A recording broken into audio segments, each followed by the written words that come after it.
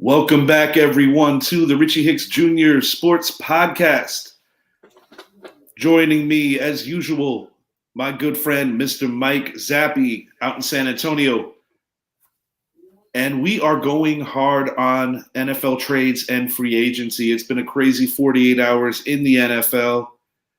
And I'm curious to see if Zappy's happy about what his team has done. I know I'm happy about what my team has done. But we're going to start with a team that shares a stadium with my team. We call them the Tenants, also the Jets, Gang Green. Aaron Rodgers has basically specified a detailed wish list that have led to two signings for the New York Jets. Are they playing a dangerous game if he retires is my question. The two signings have been Randall Cobb as well as Allen Lazard. Cobb, for the majority of his career, has been a teammate of Rodgers. Lazard more recently. But Aaron Rodgers is yet to commit to saying if he's going to retire or go to the Jets. I would have to think that these preliminary moves would say that he's coming to the Jets. But there is that risk that they can be left, looking kind of stupid. Zappy, what are your thoughts on the Jets' mindset? Are they nervous right now? Is Aaron Rodgers having fun with them? If he retires, this could be disastrous. What do you think? I think it's a little bit of both. We talked about this before, about this New York Jets team, and they can't just sit around and not do anything in free agency. Correct, sir. It was going to hurt them, and then in free agency. We see this list of demands by Aaron Rodgers, for a Randall Cobb, Allen Lazard, Mercedes Lewis, OBJ. And I'm like, is this really happening right now? So it's really weird how, I don't want to say it's a panic for the Jets because this is still going to help their team out. It's just going to put them in a position where they don't have a quarterback to throw those players the ball. Yeah. I would be nervous. I talked to you about it yesterday, and I say, there's this feeling in me that thinks that the Packers are the ones that are trying to let go of Aaron rather than Aaron wanting to leave. And, I think Aaron really pushed the envelope too far, and now it has turned where the Packers are like, bro, we're ready to get rid of you now. We've seen enough of you. And the thing is, I feel like the Jets, in addition to playing a dangerous game, are just showing like this ridiculous desperation right now. I mean, I get it. You're talking about a team that hasn't won a Super Bowl in 54 years and counting. The man who won that Super Bowl, Joe Namath, has already said that he is willing to unretire his number, share the number, I should say, to let Aaron wear it. I don't know, dude. It just – I guess when I see this, while I know that the presence of Aaron Rodgers immediately makes the Jets a Super Bowl contender, it is kind of comical when I see my team making gradual, big window, responsible moves. And I'm looking at the Jets just like throwing it all in, like we've seen the trend with the Buccaneers, with the Rams, trying to get the quick fix. But, the Jets do have a solid team. They have their three best players, in my opinion, all on rookie deals. Their running back, one of their wide receivers, their corner. So I would have to think if that whatever is going to be should be announced within the next day or two. Yeah, and I don't even think it has to do with compensation. I don't think it's going to take much for the Jets to pull it off. I think it's going to be a fourth, maybe a third. So I don't think it's that. I don't think the Packers are demanding a first. But you would have to think, from a logical standpoint, that the Jets have to know what he's going to do at this point if they pull the trigger on a Cobb and a Lazard, because these aren't guys that are necessarily on his wish list. He also mentioned Odell Beckham Jr. Mm-hmm. I'm waiting for him to say, hey, guys, you got to trade for Bakhtiari. I also want a Brett Favre punching bag. Well, let's go get. Let's go get Jordy Nelson out. Let's go get Donald Driver. Go bring back Jennings and Driver. Let's go. Yeah, It's a lot, man, and I get it why the Jets are doing it I mean, you got because the Nathaniel Hackett connection, which makes sense. there's a lot of connections.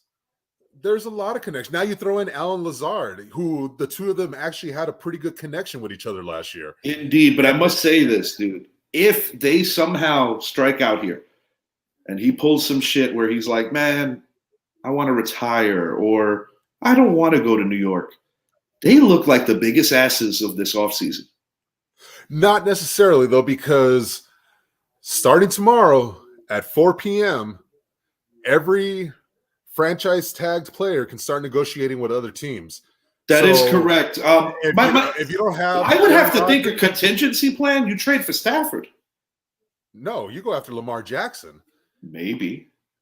You go after Lamar Jackson because this is the guy that we have been talking to before Aaron Rodgers to the Jets. Before last year, I dropped it and I said, Lamar Jackson to the Jets sounds about right. It did sound right. That was before Hackett. And, you know, there is that connection, obviously. And now the 49ers are out of play, being that they brought in Darnold. Because let's say, hypothetically, Brock Purdy's not ready. And we're going to talk about Darnold in a bit. But just the point is the 49ers are not in the Lamar mix now. And it looks like, obviously, Atlanta – neither.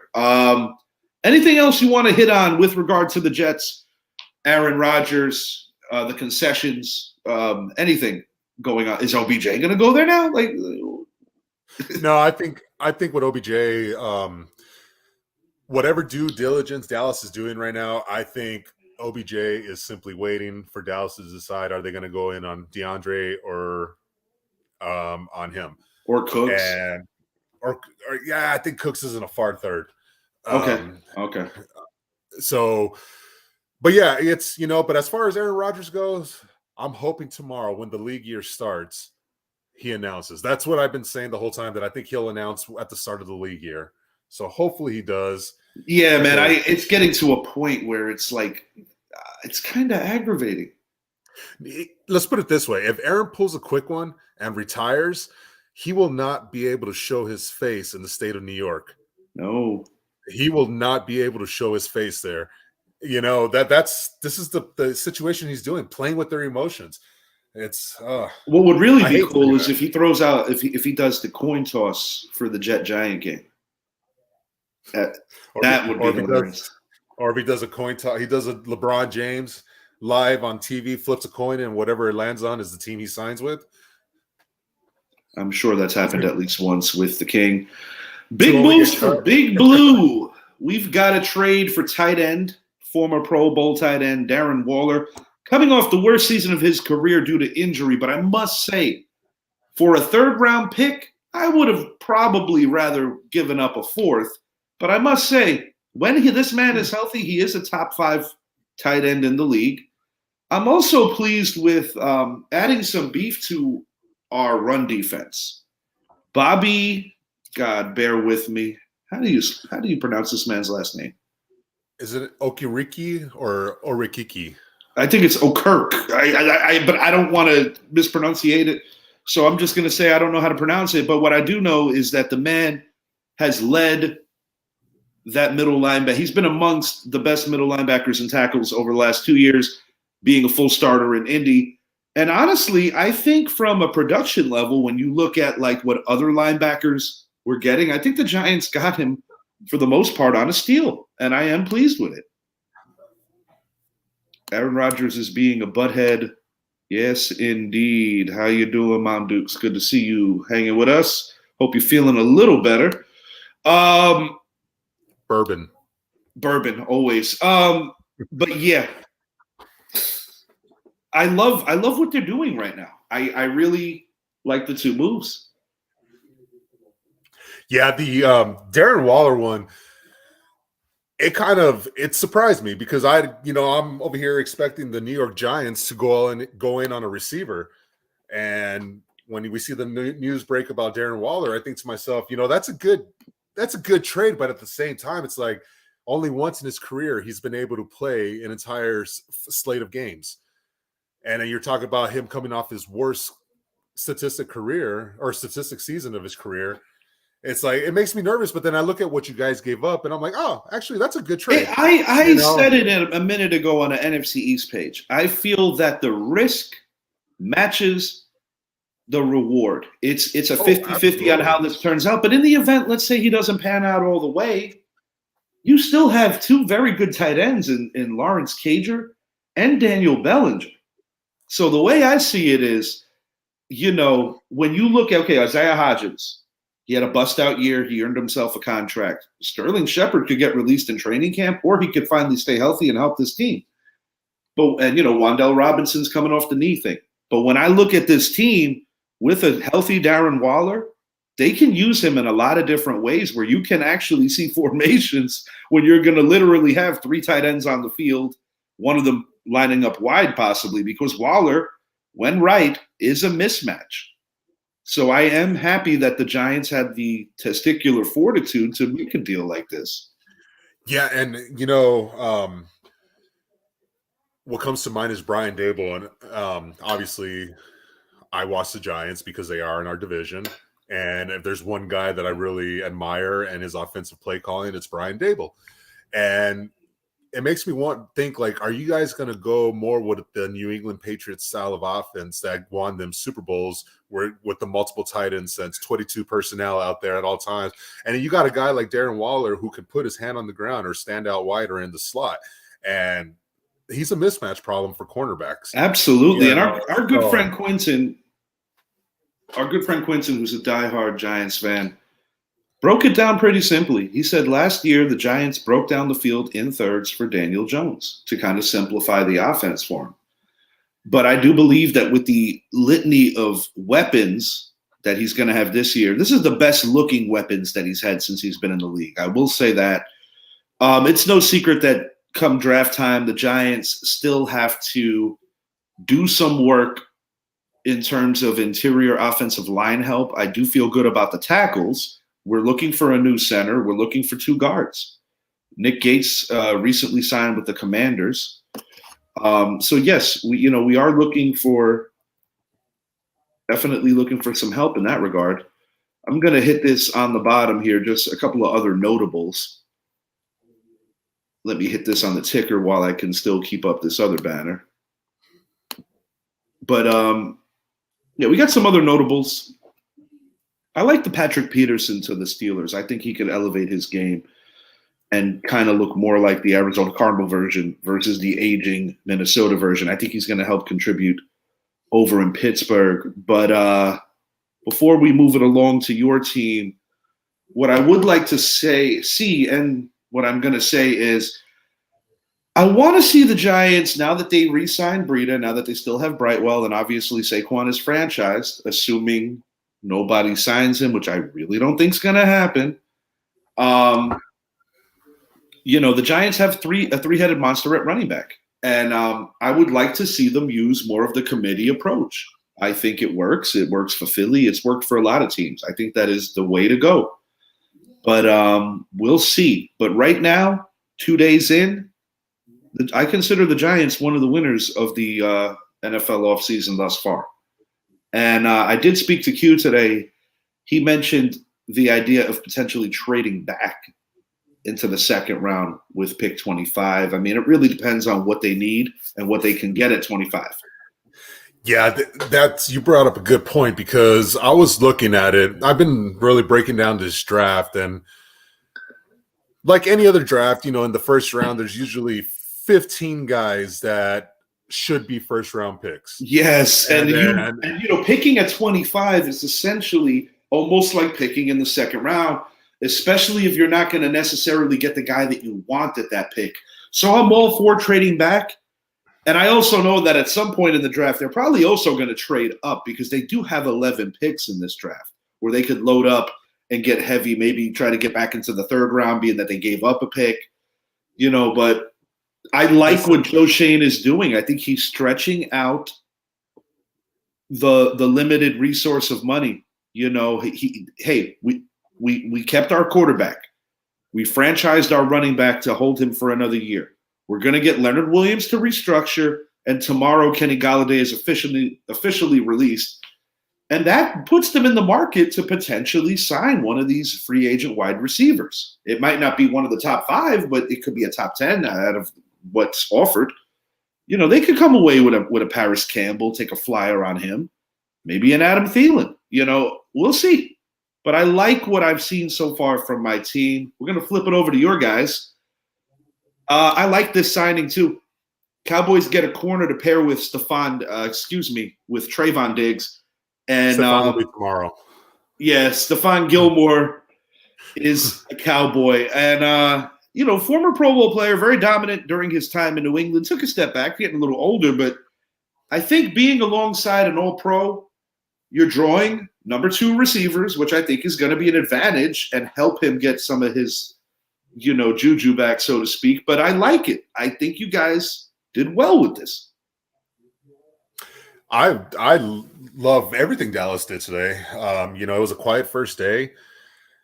I saw a lot of free agents, Dallas Cowboy free agents, get signed by other teams today. Yes. And each time I saw it, I was happy because I knew it was guys I didn't want to see us resign. Yeah, you don't. Yeah, if it's not working in certain areas, you got to turn the page. I'm not. Go ahead. I'm sorry. No. And I was going to say, but if these are guys that year in and year out, we bring them back because they're the family, Yeah, that's part of it. But getting the news about Donovan Wilson, that was a big one because I thought that was a safety we could not lose, especially with how we utilize our 3 safeties in our defense between Javon Curse, Malik Hooker, and Donovan Wilson. But then here at the close of the day, re-signing Leighton Vander Esch, I thought that was a big deal as well. Yes. But bringing in a Stephon Gilmore, who, he is a 6-time Pro Bowler. He is former Defensive Player of the Year, only a couple years removed from that. Last year, he still had put up a good season. I'll be honest, I was actually a little taken back that the Patriots didn't intend on keeping him when he had his second stint. I was like, damn, I thought they would have. Yeah. But then I think also it was J.C. Jackson. Yeah. But yeah, this trade works. And now it puts Dallas in a position where I said linebacker, Leighton Vander Esch is back, but I still think they're going to look at a guy like Bobby Wagner. I think now we're starting to get a better idea of what Bobby's salary range will be. And I think this is something Dallas is willing to work with. But the bigger thing right now is they need to get another receiver because we saw another receiver leave this team in Noah Brown. So now we are down to CeeDee Lamb, Michael Gallup, Simi Fehoko, and Jalen Tolbert, 2 unproven receivers and a true number 1 and a number 2 that has not been playing like a number 2. They need to. Where did Noah Brown go? To the Texans. Texans, we talked about this off air the other night. They might quietly be a little more competitive than people give them credit for. We'll see. I don't have the highest expectations for them, but it will be interesting. Anything else you want to hit on with your Dallas Cowboys before I move it along, talking about some quarterbacks? No, just, like I said, it was a great day too. I think so. I think you guys do well today. I think what this tells me, and this is why I love free agency, the teams that overspend, a la the Chicago Bears, are the teams that had a bad season. It's a short window philosophy. And listen, if you got it, you got to throw it somewhere. And I get that. But I do know what had happened back in 2016 with my team when we had all that money. We had the second best defense in the NFL. We had an opportunity to potentially make a Super Bowl run. We had one horrific Sunday and, an untimely boat trip. And that kind of sprung a decade of shittiness, and we won a playoff game this past year and we're getting back to being a proud franchise again. But I guess what I'm trying to say is, I do think the Chicago Bears, and we're going to speak on them you know what? Let's just talk about them now and then we'll go back. Look at they're ready to win some games, man. They signed the best linebacker in this free agency class, or at least the most touted. That would be Tremaine Edmonds. What's next for the Bears? Left tackle. Left tackle. Got to be a left tackle. Yeah, you got to protect Fields. I like the Lions in this division, but I must say that I think the Bears could potentially be the second best team in this division, or at least make a mark that they're that they're arriving now, you know? They have to. This is the year. This is the season. This upcoming season is the season where Justin Fields is supposed to make that jump, where he's supposed to take the bad team and turn them into a winning team. The Bears are doing everything right now on their end, trading away the number 1 pick to number 9, getting DJ Moore. That is massive. You know, and things like that. That makes them a winner automatically. Yeah, in terms of the offseason. Right, and then you have Chase Claypool from last year. You now have 4 very good targets between Kmet, Moore, Claypool, and Darnell Mooney. You lost David Montgomery. That's okay. Khalil Herbert is ready to take over as the number 1 back. You still draft the running back. What they're doing defensively, letting Roquan Smith go and being able to bring in 2 starting linebackers for about the same price, that was genius right there. That was absolute genius by the Bears leadership. I like what this Bears team is doing, and you have to do it because if you have another 3-14 season, oh man, then you know Justin Fields is not the answer. And I think that Justin Fields has the ability to be very good. He does. He just didn't have the weapons. Now he has a true number 1, a true number 2, and a true number 3, as well as a great tight end.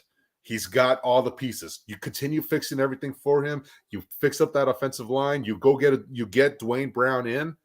That team can easily be a 9-win team next season, very easily. Because I've already told you, I'm expecting the Vikings to take a major step back. You got to take into account last year's Viking team. In addition to having a horrible defense, they led the league in 1-score wins, and they ultimately topped out as a 13-win team that got knocked out by my 9-win New York Giants. So when you think about that factor, yeah, it wouldn't blow my mind to see the Vikings take a step back. And, Kirk Cousins, it's like you never know what you're going to get, good Kirk, bad Kirk. But I want to go ahead. I think also seeing that Dalvin Cook, teams are waiting, the Dolphins especially, they're sitting there waiting. While I've been thinking that it's going to be Derrick Henry as a Dolphin, they're watching. What is Dalvin Cook going to do? I'm not sure if that's going to come to fruition now that they signed both of their other 2 running backs in Wilson and in Mostert. Oh, I didn't know they re-signed Wilson. I knew they re-signed Mostert. I probably could have put that right here, but I didn't. But either way, you still have to go out there and get a number 1 back, and that's why they're looking at a Dalvin Cook. You bring Dalvin Cook into that offense, you're good. You bring in Derrick Henry into that offense, you're good. So this Dolphins team is clearly loading up for a run this year, which it's going to fall, like on Justin Fields, it's going to fall on Tua. They've got to know. Both these teams got to know, and I like what they're doing. You have your third-year quarterback. This is when the jump happens. Absolutely. It's got to be this year. I completely agree with you there. I love the Edmonds signing. I think he's going to continue to dominate. I will say this. We've seen some stars leave some perennial contenders. We're going to hit on that in a little bit towards the end. But I will say some of these teams are honestly going to get hurt by losing some of these guys. Derek Carr is a Saint. Winston stays a Saint, which kind of surprised me. You got Darnold as a Niner because of all the injuries of last year and the departure of Jimmy G. Henneke is a Falcon. Who won in terms of quarterback depth? Ooh, I'm gonna go Taylor Heineke. I like that because if Ritter gets off to a crummy start, or if he gets outplayed in the preseason, Heineke's going to be their starter. And he's done it. This guy almost saved the Commanders' season until a boneheaded move by Ron Rivera. Boneheaded indeed. You got that coach. Literally, if he doesn't make that move, they're winning that game. It wasn't fair. He had a rough game against one of the better defenses in the league, that being the 49ers, and I think it was the wrong example to make it. He almost lost the locker room because the guys love that guy. Yeah, the best defense in the league on the road. It's not like it happened at home. It was on the road. It's going to happen. It happens to every great team or every team when they go on the road to a nasty defense with the fans behind them. You've even seen it with the Pittsburgh Steelers, who were really coming on later in the year, where they were a tough out for anyone. And you and I both spoke on this, that were it not for Jason Sanders kicking the Dolphins into the playoffs, we felt that the Steelers last year could have been one of those Cinderella teams that snuck in and started punching people around. Oh But yeah, the 100%. Lions were a team in the NFC that barely missed the playoffs, but nobody wanted to play them. And you know what? I expected him to get a running back. Getting David Montgomery almost seems like a Dan Campbell perfect match right there. So Yeah. I'm actually excited to see how he uses him. Him and DeAndre Swift. DeAndre clearly cannot handle the load, but he's great when he has a good counterpart. I think Now, that means that Jamal Williams, what do you think the future holds I, for him? that's what I was going to say. I think they now know that Jamal Williams is going to be a little too expensive for them because Jamal did have himself This is a interesting. great year. Does Jamal go to Chicago? It's very possible. I Because mean, I'm not do going you to want to rule put it all out. that on Herbert? I like Herbert, but do you want to put that all on him? I mean, I like No, the change of absolutely not. pace. Herbert, the athletic, the more athletic back. Williams, the bruiser. What did I say about my Giants? Works for Philly. Da da da. It would be very beneficial to have the split backs. And that's why I think, especially with this offense, the number one rushing offense in the NFL. When you have you have a Jamal Williams and a Khalil Herbert, as well as Justin Fields' legs. Yeah, because Fields gets a lot done with his legs. Even did it last year, and to your point, didn't have the weapons. We're gonna talk about the Eagles for a moment since we're hitting on committee backfields. Will the Eagles be able to maintain their position in the NFC? According to my buddy Jason, who is a big Eagles fan, well, they are keeping James Bradbury. They're extending him. It looks like they're not going to trade Darius Slay now. It looks like they're planning on keeping Darius Slay. Um, but I am trying to figure out what concessions they're going to make to keep all these guys. That is my question to you, and I'm trying to figure it out myself. Well, the first thing I will say is this Eagles team went all in last year and it came up short. And now we're watching what happened. And they're a year older now. Jason Kelsey is still a premier center. He's a year older. Wow, get this. So they're still fielding calls for Darius Slay. Dallas actually inquired for Darius Slay. Yeah. Yeah, I mean, you highly have to. doubt they'll do business with you. Yeah, no. Well, we've done business. I was about to say right not now. to that level, though. I mean, you guys did kind of do something shocking in the draft a couple of years ago. And that's exactly what I was going to say right now. But this is too important of a player, I believe, that they're going to do business with you. But crazier things have happened. Crazier things happen. And that was the other thing when you were talking about trading back. I was like, well, this is the Giants' chance to get Dallas back by trading back to 31, letting Philly jump us, and they get Bijan Robinson. But I'll be honest though, I've been saying it for a couple of days now. I have a feeling Bijan Robinson is going to the Saints. I don't. Saints with Alvin Kamara's legal issues. No, that I thought that was dropped. Was it? I'd have to double check that. I know last time I had sent you a message about it. I need to double check that. But he did restructure his contract too. So I see. Okay, well that's something I got to keep my eye on. I might have missed it getting cleared. Jacoby, but as far as maintain for this Eagles, I already told you I'm expecting a fallback because they are losing a lot of starters.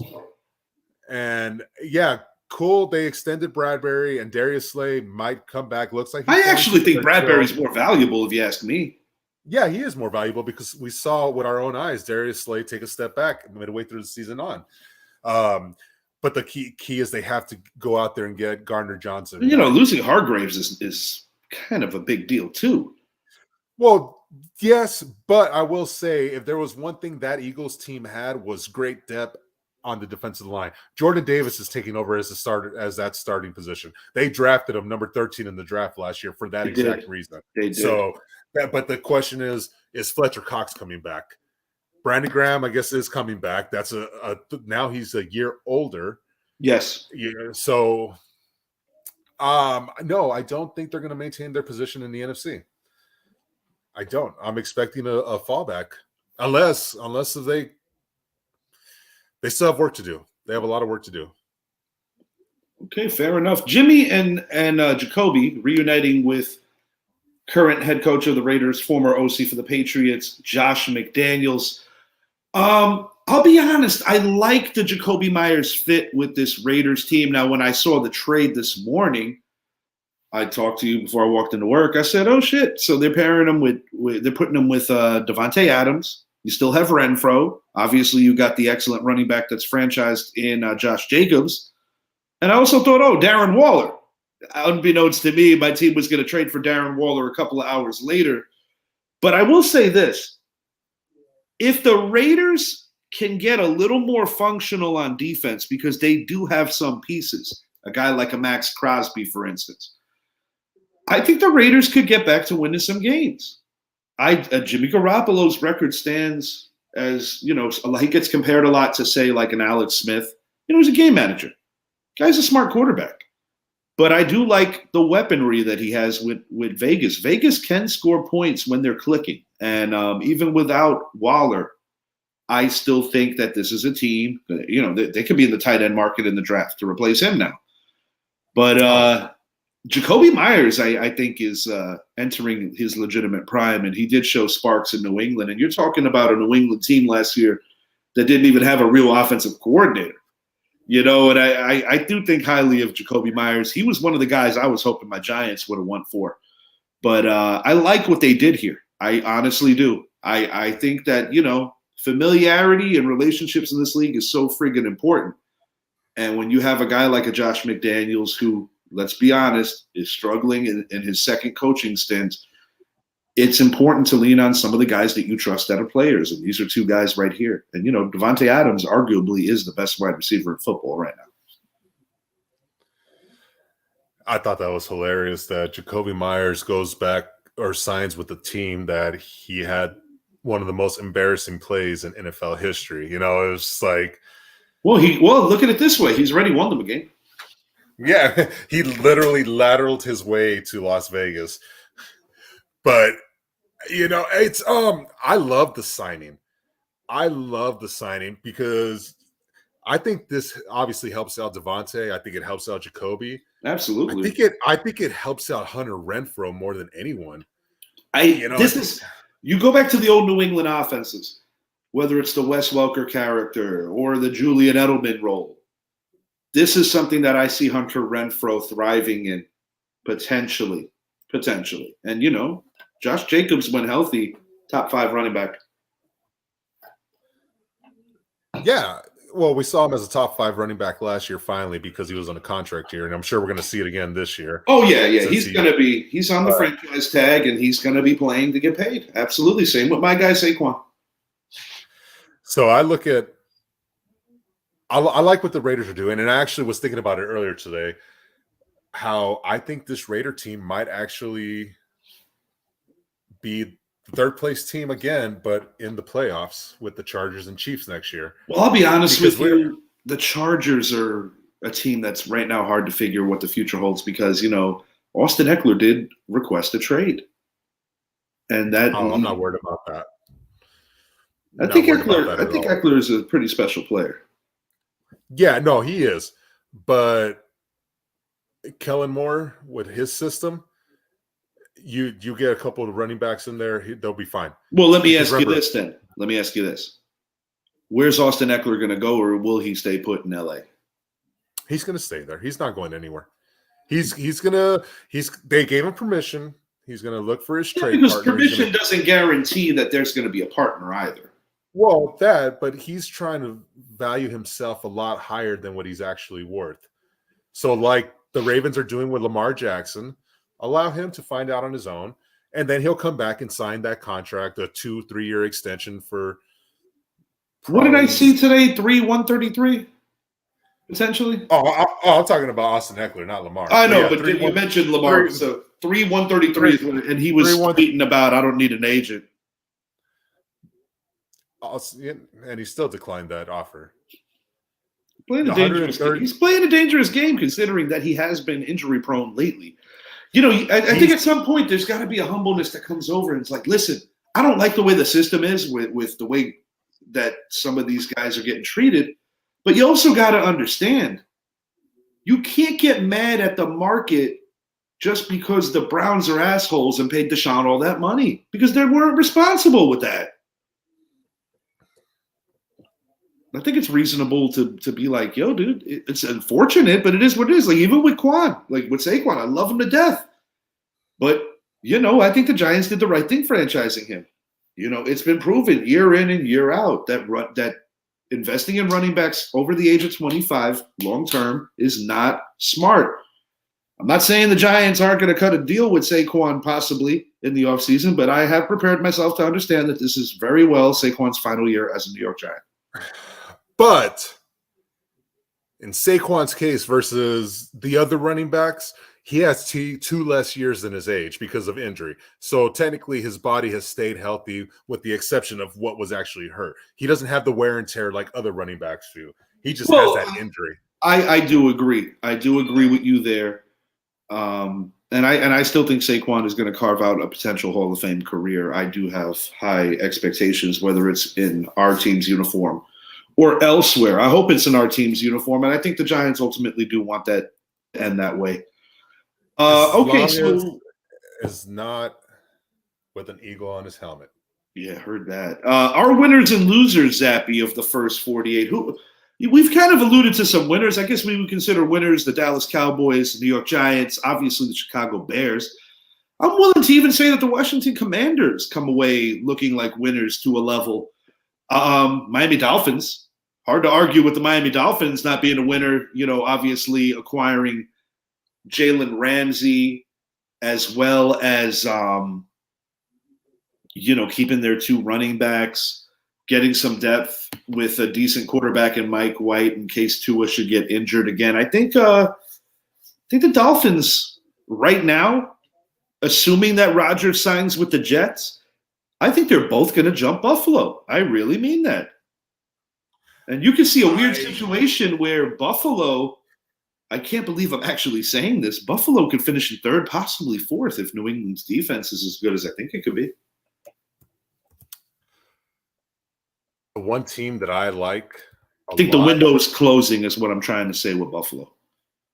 No, the window has definitely closed, but I think not completely, but it's getting smaller. But I think the eyes have also opened up that, well, we need to get ourselves another receiver. Absolutely. We went all in on a defense last year that kind of failed them. Well, you had the DeMar Hamlin situation. Thankfully, he's still alive.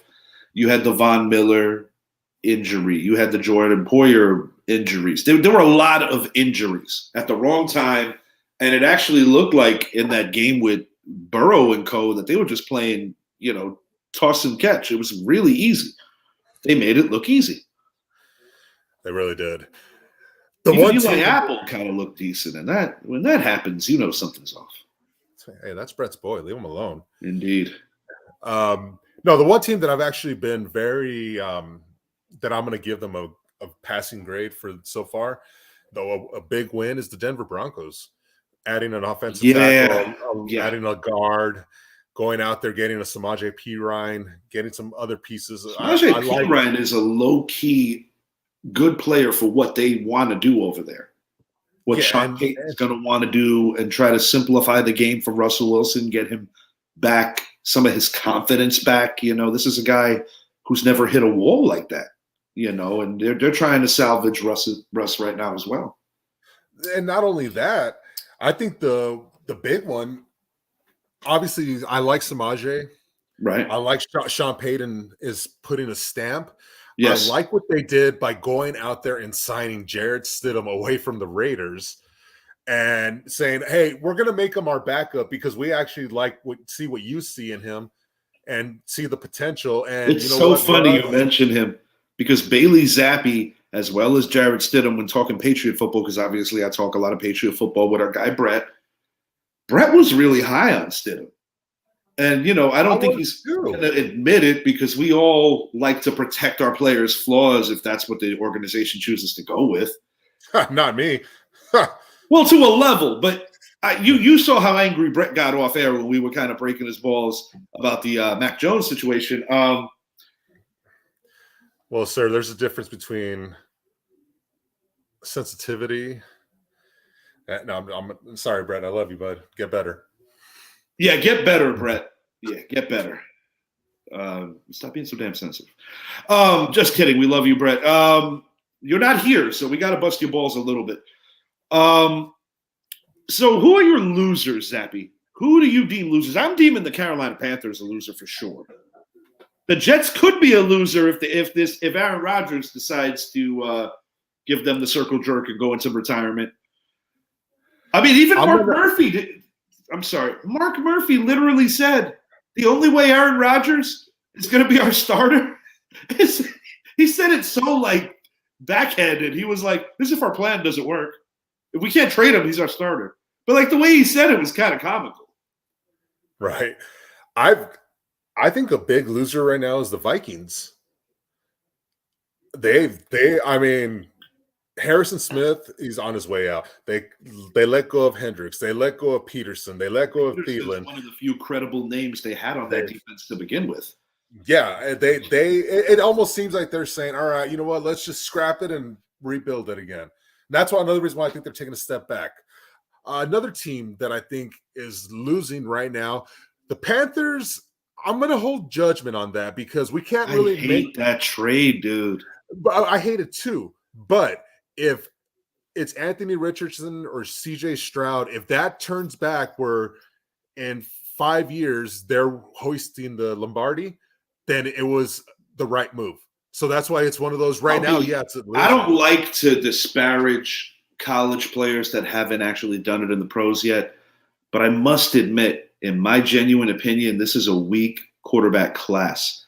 So all these Giant fans talking their nonsense about being pissed off that they invested in Danny Dimes. I'm like, dude, when your organization has put in 4 years with this player, he's finally had the year that you knew he could, and you got the right coaches around. Why now would you not want to?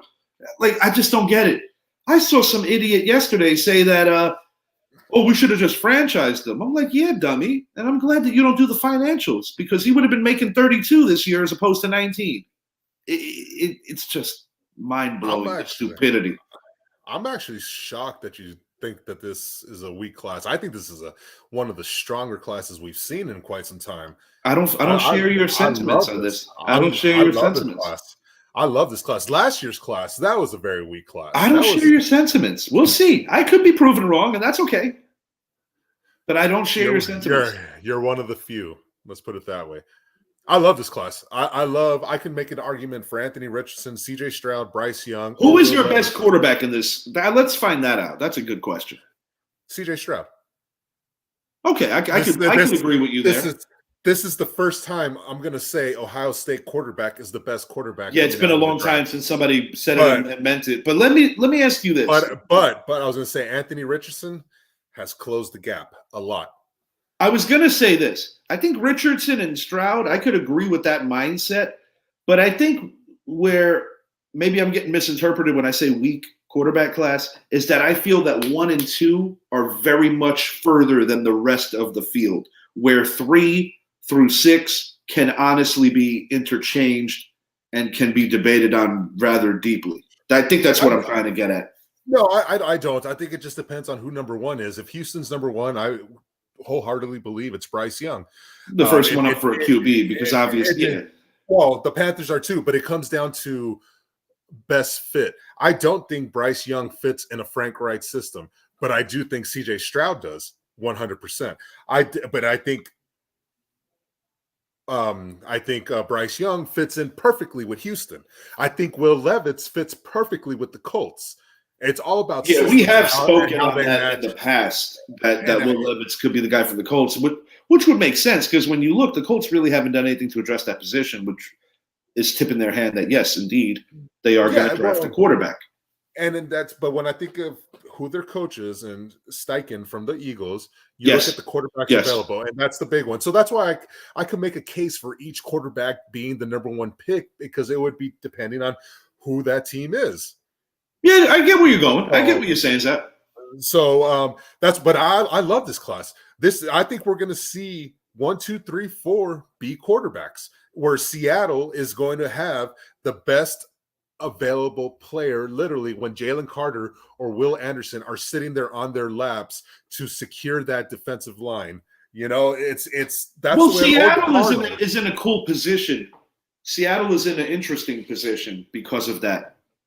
You know, Well, I so mean, is Arizona, because Arizona holds number 3, and they could sit there and say, we're going to take our defensive player because they're going to go Will Anderson or Jalen Carter. but I Maybe not must Jalen admit now. this though, I don't have a high confidence in Arizona's front office.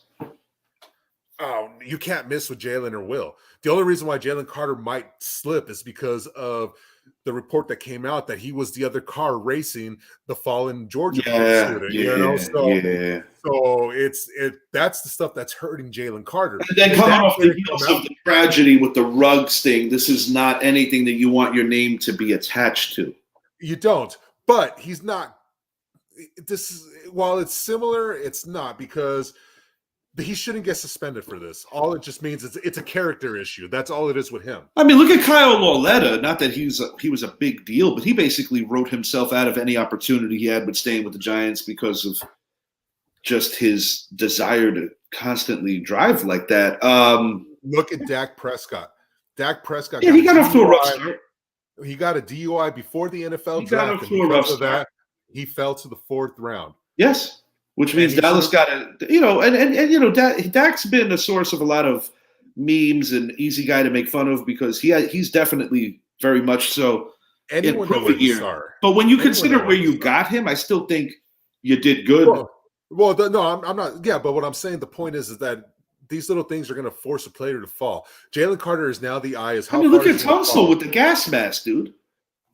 Well, I mean, you went live out of a state where it's illegal smoking pot. You Right, kind of right. did that to you. You know that well, again, character. But you got to take into consideration it's still a little comical because if that shit happened this year, nobody would give a damn.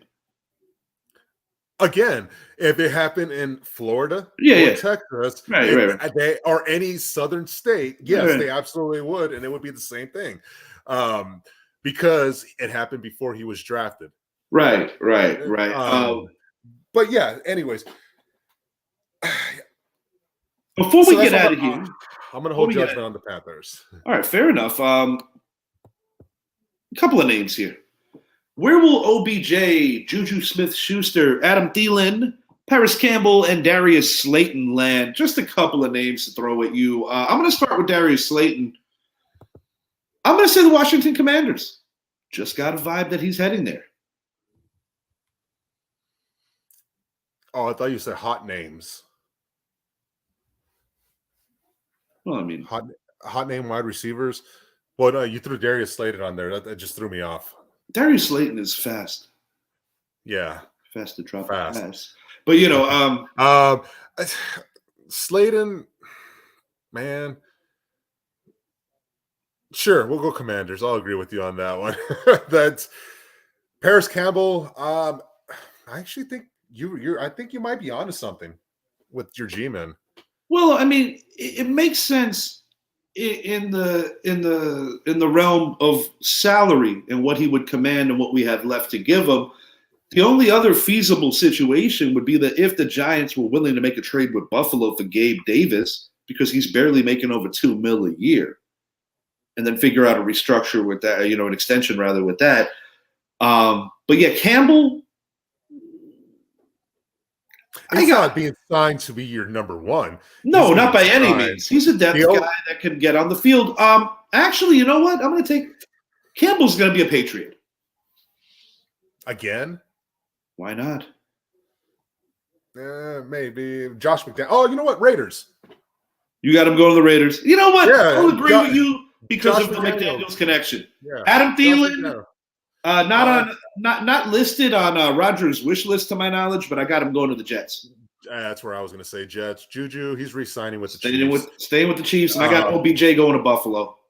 I got OBJ to Dallas. All right. Anything else you want to hit on? We have roughly 10 or so minutes before we get out of here.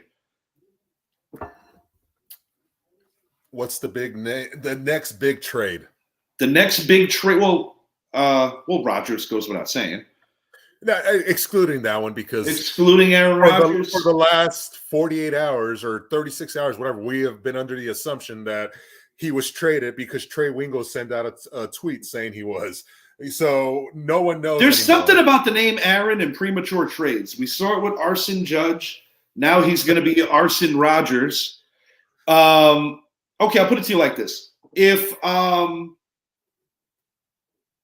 Rodgers somehow jerks the Jets, we mentioned it earlier in the show, Lamar Jackson could be that trade. But let's say if Aaron Rodgers goes to the Jets, I'm over here in the back of my brain saying, will Lamar get dealt somewhere else? Even teams that say, oh, no, we're not in on him because, teams lie. So I say, where would he go? Nobody's really popping off on the top of my head.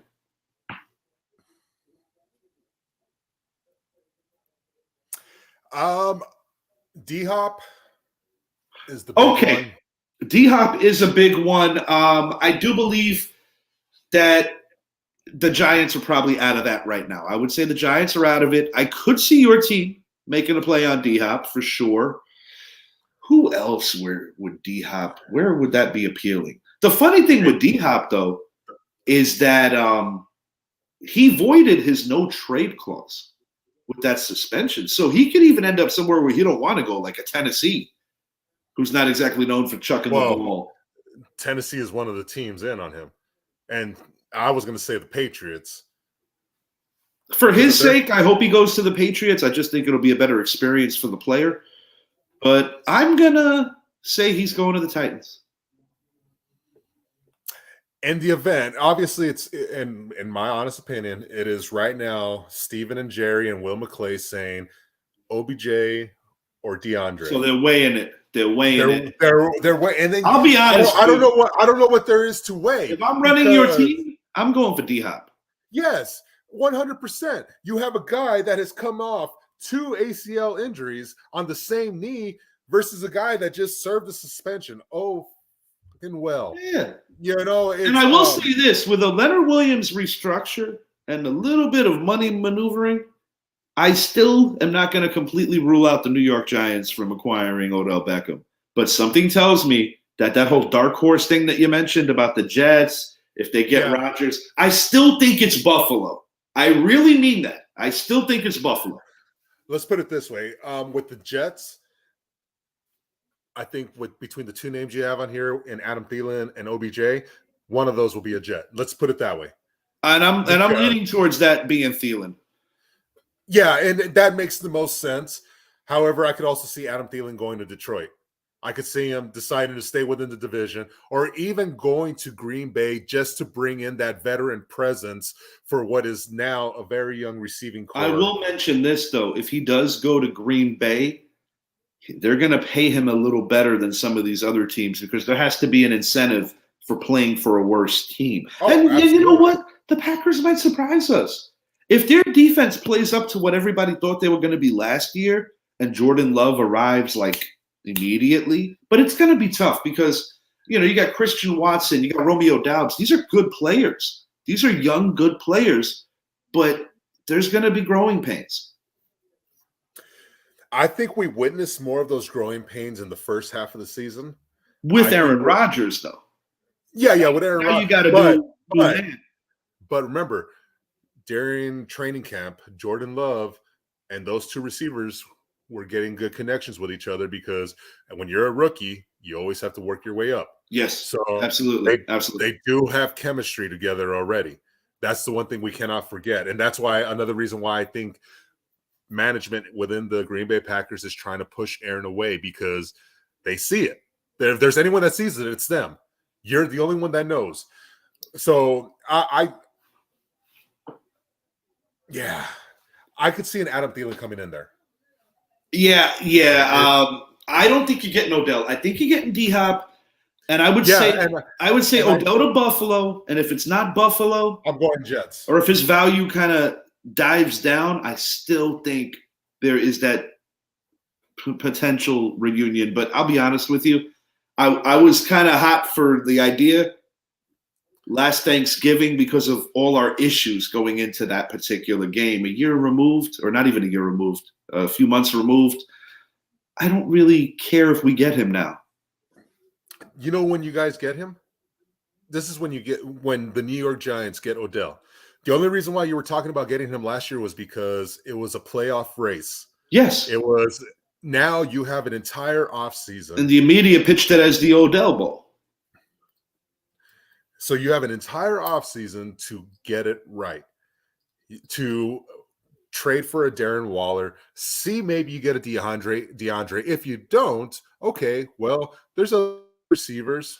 We don't like the reason why even a draft. DeAndre is not out of the question is because of the sheer fact that his contract is outdated and his yearly hit is not that terrible. And he's already said he is willing to facilitate with a nice restructure to help allow it. At this juncture of his career, he wants to play for somebody that's heading upward and is going to win because he's tasted way too much losing and way too much disappointment between his stays in Houston and in Arizona. But yeah, it's going back to the Giants and saying this. You guys sign OBJ after the June 1st cuts. If OBJ is still out there and you didn't draft your receiver, it's possible. You didn't trade, then that's when you make the signing. You make right now doesn't necessarily make sense. I tend to agree with you. And he actually, while there's all this, he'll be signing within the next few days, blah, blah, blah. I wouldn't be surprised if he's signing with a team until come June, July. You know what I thought that is slightly interesting? We're going to release Kenny Golladay tomorrow, and the purpose of that is to pay the rookie class. But just thinking from a hypothetical thing, if the Giants were to do the restructure with Williams, say in the next couple of days, and wait for Golladay until later in this offseason because you get more savings, that could have been the money to get Odell, to kind of appease him, but still not, do anything too ridiculous. In the end, no, I don't think we're getting Odell. I really do think he's going to be a Buffalo Bill. My surprise trade may happen in the next 16 hours. Okay. Is Mike Evans. It's been quiet on that front, but somebody's going to trade for Mike. Well, the Tampa Bay Buccaneers, as of right now, have 16, 17 hours, whatever it is, to get under the salary cap. What would you throw for Mike Evans? Is there a first or is it a second? The consistency is ridiculous. Well, yeah. Well, you talk about consistency. Last year, when it was free agency with wide receivers, that was the hot commodity. This year, it's not. And we haven't seen any big moves yet. And now we're talking about a D-Hop that was traded from Houston to Arizona for a 4th-round pick. Right. So now I think that's what we're going to wait. Now, how old is Mike Evans now? What is he, like 28? Yeah, he's older than that. I think he's 31. Is he really? He's already 31? Or maybe he's 30. I don't know. I could be wrong. Let's find out because I'm very interested to see. 29. Okay, I was close. I didn't have him at the 30 mark yet. He'll be 30 when the season starts. Heard. But that's my surprise is Mike Evans. You got a candidate where he would go? A win now team. Win now team. Is he? They're not going to trade him to the Browns. No. I could see maybe Detroit. That would be sick. That would be amazing between him and Amon-Ra St. Brown. Can we agree on this? If he doesn't come to our teams, we want him out of the conference? He doesn't bother me. I actually like Mike Evans. No, I didn't say I didn't like him. I'm just saying I don't want to. Well, here, let me. You know what's the? I don't want him to strengthen somebody that's going to get in our way. Well, Here's one point I'll make about our conference as opposed to the AFC. Zappy, we're coming up on 1 minute, dude. I know. The NFC, comparing quarterbacks, I would much rather he stayed in the NFC because we don't have. When you look at the AFC versus NFC quarterbacks, AFC is by a long shot. There is a vast difference. So because of course they're overlooking the fact that my guy number 8 is probably going to win the MVP this year. Matt, what time's Madden done? About to start in a little while. thank you guys so much for hanging out a little late with us. We appreciate it. If you haven't already, make it a point to like and subscribe to the channel, the Richie Hicks Jr. Sports Podcast. We will continue to drop more info as more big things happen. Obviously, with Aaron Rodgers, that is the story of the offseason, and it is going to hopefully come to an end in the near future. For my guy, Mike Zappy, I am Richie Hicks, and we had a great time talking some football tonight, and we look forward to seeing you soon. Let's go.